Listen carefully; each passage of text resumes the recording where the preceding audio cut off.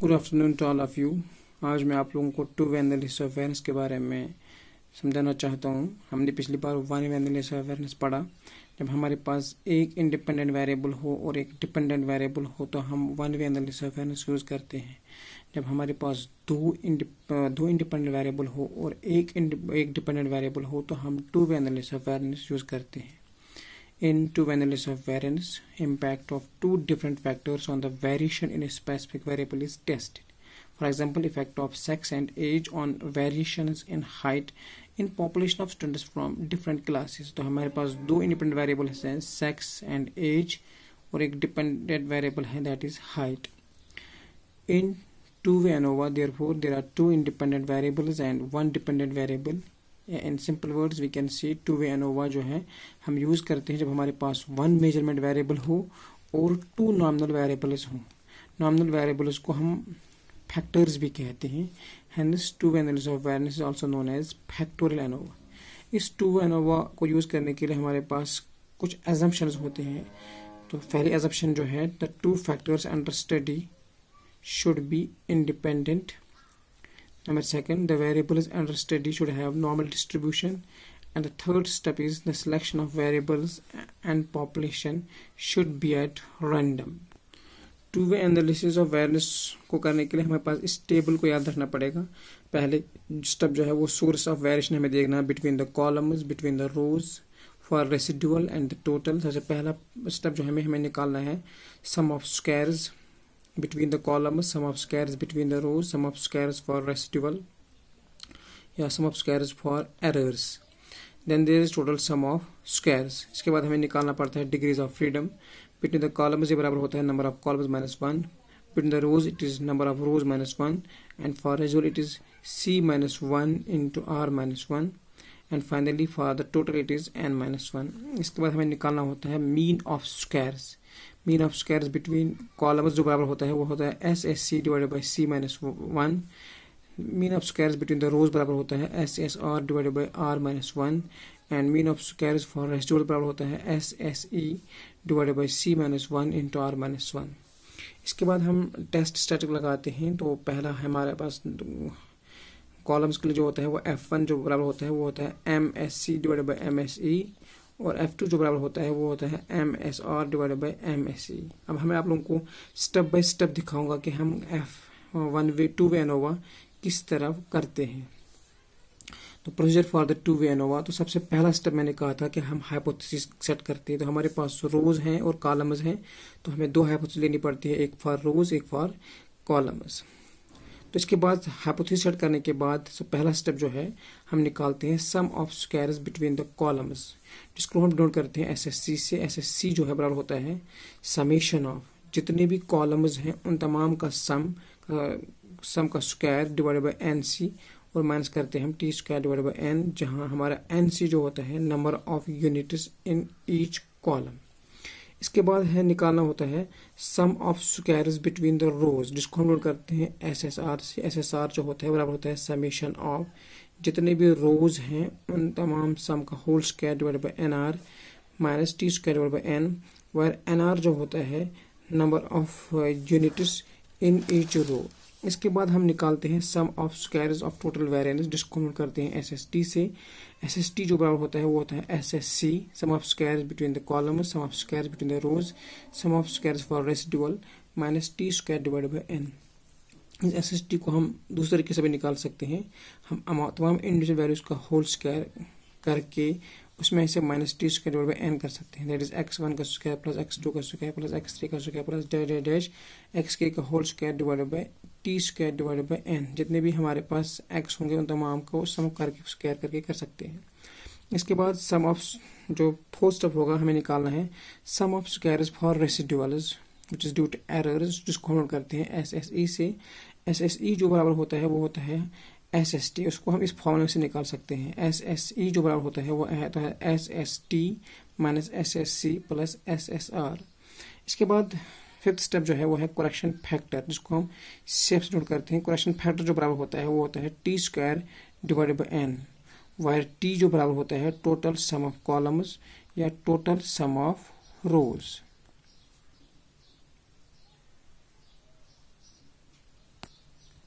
इसके बाद हम डिग्री ऑफ फ्रीडम निकालते हैं।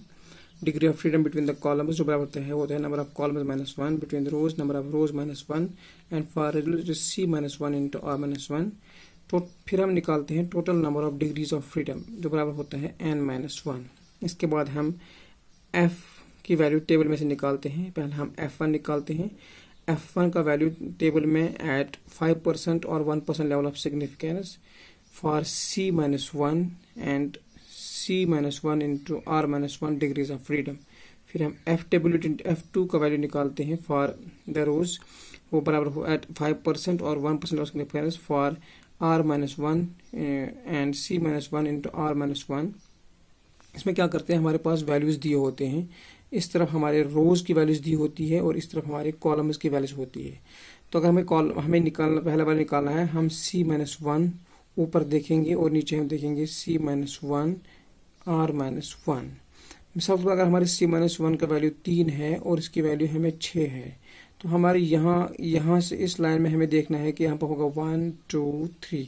हमारा 3 यहाँ पे है, तो यहाँ पे हमें 6 के नीचे की जो वैल्यू आएगी वो वैल्यू निकालनी है, वो हमारी f1 आएगी। इस तरह f2 में हमारे ऊपर देखना है r माइनस 1। अगर r माइनस 1 की वैल्यू हमारी 2 आई, तो हम 2 और 6 के बीच जो वैल्यू आएगी वो देखेंगे, तो हमारी f2 आएगी। मैं आप लोगों को टेल में दिखाऊंगा कि हम ये चीज़ कैसे देखते हैं। इसके बाद हमें डिसीजन लेना होता है। If f calculated greater than f tabulated होगा तो हमारी नल हाइपोथेसिस जो होगी वो रिजेक्ट होगी। अगर लेस देन होगा तो हमारी नल हाइपोथेसिस एक्सेप्ट होगी। मैं आप लोगों को एक क्वेश्चन सॉल्व करना सिखाऊंगा कि हम टू वे एनालिसिस से कैसे क्वेश्चन सॉल्व करते हैं। हमारे पास एक क्वेश्चन है, set up A to way ANOVA table for the following data. हमारे पास 3 पीसेस ऑफ लैंड है P Q R और इसमें हमने 4 treatment the A B C D और चारों ट्रीटमेंट्स की वैल्यूज ये आई है। Using coding method subtract 40 from the given numbers. हम हर एक इंडिविजुअल वैल्यूज में से 40 माइनस करेंगे। अगर हमें 40 माइनस नहीं करेंगे हम तब भी ये क्वेश्चन सॉल्व कर सकते हैं, लेकिन जो हमारी प्रोसीजर जो होगा वो लेंथी होगा। तो अगर ये यहाँ पे दिया भी गया हो या नहीं भी दिया गया हो, हम अपनी मर्जी से माइनस कर भी सकते हैं, नहीं भी कर सकते हैं। अगर करेंगे तो थोड़ा हमारा जो कैलकुलेशंस होती है वो थोड़ी लेंथी नहीं हो पाए, वो तो फिर ईजी हो जाती है। तो जब हम इस क्वेश्चन को सॉल्व करेंगे तो सबसे पहला स्टेप मैंने कहा था कि हमें हाइपोथेसिस सेट करनी है। एक हम कॉलम के लिए करते हैं, एक हम रोज के लिए करते हैं। तो सबसे पहले हम जब कॉलम्स के लिए हाइपोथेसिस सेट करेंगे, हम इसको ढूंढ करेंगे एच नॉट डैश से, क्योंकि हमारे पास 4 कॉलम्स हैं। तो हम लिखेंगे μ1 is equal to μ2 is equal to μ3 is equal to μ4, that is column means are equal. फिर हम इसकी अल्टरनेट हाइपोथेसिस लेंगे H1 डैश, जो हम कहेंगे at least 2 column means are different, कम से कम 2 मीन्स जो हैं कॉलम्स के वो डिफरेंट हैं। फिर हम रोज के लेंगे H0 डबल डैश से दिखाएंगे इसको, क्योंकि हमारे पास खाली 3 रोज हैं। तो हम लिखेंगे μ1 is equal to μ2 is equal to μ3। अगर 4 होती तो μ4 लिखते हैं, हमारे पास 3 ही रोज हैं, तो हम μ1 μ2 μ3 लिखेंगे। That means row means are equal. इसके बाद हम H1 डबल डैश दिखाएंगे इज इक्वल टू, हम कहेंगे एटलीस्ट 2 रो मीन्स जो हैं वो डिफरेंट है। फिर हमारे क्वेश्चन में दिया हुआ है कोडिंग मेथड। नाउ हम कोडिंग मेथड यूज करेंगे। हम हर एक वैल्यू में से 40 माइनस करेंगे तो हमारा टेबल यूं बनेगा। हमारे पास 3 पीस ऑफ लैंड है P Q R और 4 ट्रीटमेंट्स हैं A B C D। जब हमने हर एक ट्रीटमेंट से 40 माइनस किया तो हमारे पास ये वैल्यू आई 5 0 -2 -3 इस तरह 1 1। इसके बाद हम टोटल ऑफ कॉलम्स करेंगे। हम जब इनको सम करेंगे 5 + 3 हो गया 8, 8 - 1 हो गया 7, 1 1 गया तो 0, 5 + 1 हो गया 6, 6 में से 2 गए तो 4, 3 2 5, 5 में से 1 गया तो -4। इस तरह हमें यहाँ से भी रोज में भी करना पड़ेगा। 3 2 5 5 5 हो कैंसिल 0, 3 + 1 हो गए 4, 5 9, 9 - 2 हो गए 7, 1 1 कैंसिल 1 1 कैंसिल तो 0। जब हम इनको सम करेंगे 7 + 4 -4 -4 कैंसिल हो गए 7, यहाँ से भी 7 आएगा। तो हमारे पास जो T है टोटल ऑफ कॉलम से टोटल ऑफ रोज जो है वो 7 आया। N हमारे पास यहाँ पे 3 है, 3 + 3 हो गए 6 + 3 हो गए 9 + 3 हो गए 12। तो हमारे पास N जो है वो 12 है। फिर हम करेक्शन फैक्टर निकालेंगे CF is equal to T² divided by N। T का स्क्वायर हो गया 7 का square divided by 12, 49 divided by 12 वो आ रहा है 4.08। इसके बाद हम निकालेंगे SSC, that is sum of squares between columns. तो हमारे पास जितने भी कॉलम्स की जो सम आए, यहाँ पे हमारे कॉलम्स की सम आए 7, 0, 4, -4। जब इन तमाम को हम सम करेंगे, वही लिखा मैंने, 7 का स्क्वायर प्लस 0 का स्क्वायर प्लस 4 का स्क्वायर प्लस -4 का स्क्वायर। तो हम इंडिविजुअली भी लिख सकते हैं कि देख हमारे पास कितने हैं, 1, 2, 3 यहाँ पे भी हैं, तो हम 3 डिवाइड भी कर सकते हैं। यहाँ भी 3 है, यहाँ भी 3 है, यहाँ भी 3 है। तो अलग अलग ना करके हम एक साथ भी कर सकते हैं डिवाइड बाई 3, या हम अलग अलग भी कर सकते हैं। तो बेस्ट तरीका है कि जब हर एक में 3 है तो हम एक ही बार करेंगे 3, माइनस करेंगे t² divide by n, that is 7² divide by 12। जब हम इसको सम करेंगे तो ये आ रहा है हमारे पास 81 डिवाइड बाई 3 माइनस इसको जो हमने किया था ऊपर ये आया था 4.08। तो 4.08 माइनस करेंगे तो वो आ रहा है 3, 27 से होगा 81, तो 27 माइनस 4.08 इज इक्वल टू ये आ रहा है 22.92। इसके बाद हम निकालेंगे degree of freedom between columns, वो बराबर होता है C-1। हमारे पास 4 कॉलम है, 4 - 1 हो गया 3। सेकंड स्टेप जो हम करेंगे वो है SSR, sum of squares between rows. जब हमने रो का देखा था, पहले रो का सम आया था 0, दूसरे का आया था 7, तीसरे का आया था 0, तो वही हो गया 0 का स्क्वायर प्लस 7 का स्क्वायर प्लस 4 का स्क्वायर। तो हमारे पास हर एक रो में 4 थे, तो हमने डिवाइड 4 से किया, minus t² divide by n। जब हम टेबल को एक बार फिर देखेंगे, हमारे पास रोज में कितने हैं, 1, 2, 3, 4, वही 4 डिवाइड किया मैंने, एक 0 आया था, 7 आया था, 0 आया था। तो यहाँ भी 4 थे, यहाँ भी 4 थे, तो वही 4 मैंने यहाँ पे डिवाइड किया। तो जब हमने इसे समाप्त किया, 7 हो गया 49 डिवाइड बाई 4 माइनस हमने t² डिवाइड बाई n पहले ही किया था, वो 4.08। तो जब हम इसको करेंगे ये आ रहा है 12.25 माइनस 4.08, तो ये हमारी जो इसकी वैल्यू आ रही है वो आ रही है 8.17। इसके बाद हम निकालेंगे degree of freedom between the rows, that is R-1 बराबर होती है R, हमारे पास रोज हमारे पास 3 है, 3 में से 1 हो गया तो 2 आया। इसके बाद हम निकालेंगे SST, total sum of squares. जब हम टेबल में वैल्यू देखेंगे तो हमारे पास टेबल में वैल्यूज हैं, 5 का स्क्वायर करेंगे, 0 का स्क्वायर, -2 का स्क्वायर, -3 का स्क्वायर, 3 का स्क्वायर, 1 का स्क्वायर, 5 का स्क्वायर, 2 का स्क्वायर, 1 का स्क्वायर, 1 का स्क्वायर, 1 का स्क्वायर, 1 का स्क्वायर। यही मैंने यहाँ पे किया, 5 का स्क्वायर प्लस 0 का स्क्वायर, -2 का स्क्वायर, -3 का स्क्वायर, ये कर लिया। और इसे में से फिर मैंने माइनस किया t² divide by n, that is 7 का स्क्वायर डिवाइड बाई 12। जब हमने किया 5, 5, 6, 25, 0, 2, 2, 4, 3, 3, 9, 3, 3, 9, 1 का 1, 25, 4, 1, 1 माइनस हमने इसको पहले ही किया था, वो है 4.08। तो जब इसका सम किया हमने, आ रहा है 81 माइनस 4.08, वो आ रहा है 76.92। इसके बाद हम टोटल डिग्रीज ऑफ फ्रीडम हमने देखा कि n जो बराबर है वो 12 है, 12 माइनस 1 हो गया 11। तो इसके बाद हम निकालेंगे SSE, sum of squares for residuals, वो हमने पहले ही देखा था, SST minus SSC plus SSR के बराबर होता है। तो SST जब हमने निकाला तो वो आया हमारे पास 76.92 माइनस जब हमने SSC निकाला था तो वो आया था 22.92, और जब हमने SSR निकाला वो आया था 8.17। यही वैल्यू जब हमने पुट किए तो ये 76.92 माइनस 31.09, तो SSC जो हमारा वैल्यू आ रहा है वो आ रहा है 45.83।